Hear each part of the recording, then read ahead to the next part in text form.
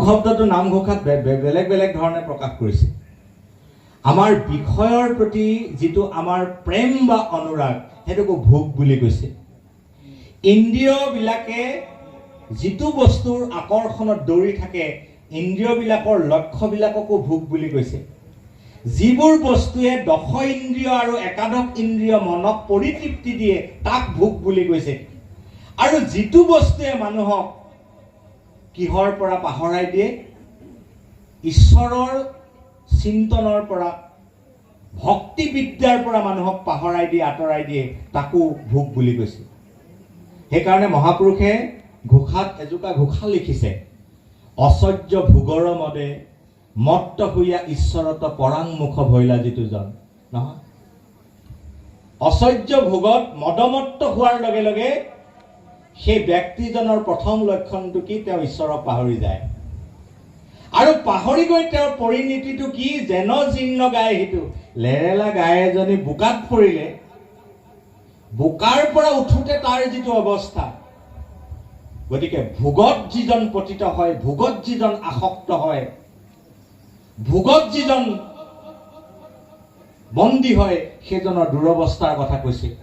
আৰু মহাপুৰুষে উল্লেখ কৰিছে যে ভোগ যিটো মানুহৰ যিটো ভোগ, সেই ভোগবাদী চিন্তাৰ মূলটো কিন্তু এটা বস্তুত লুকাই আছে। সেই বস্তুটোৰ নাম হ'ল বাসনা। বাসনা চৰিতাৰ্থ কৰিবৰ কাৰণে মানুহে যিটো ইন্দ্ৰিয় লিপ্সা কৰে সেই লিপ্সাটোৰ নামে ঘোষাত কৈছে ভোগ। মই আকৌ কৈছো, বাসনা, বাসনা মানে কি?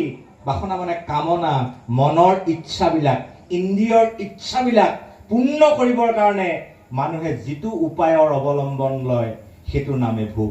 গতিকে সেইটো কথা কৈছে, তাকে বাসনা বুলি কৈছে।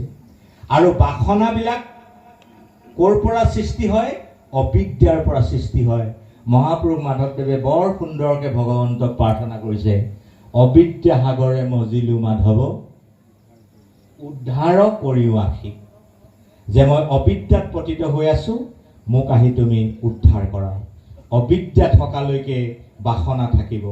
অবিদ্যা দূৰ হোৱাৰ লগে লগে মানুহ বাসনাৰ পৰা মুক্ত হৈ যাব।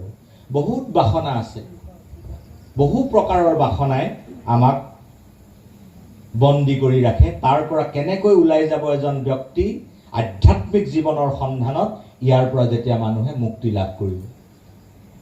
এতিয়া আমাৰ আটাইতকৈ যিটো বস্তু আমাৰ কাৰণে গুৰুত্বপূৰ্ণ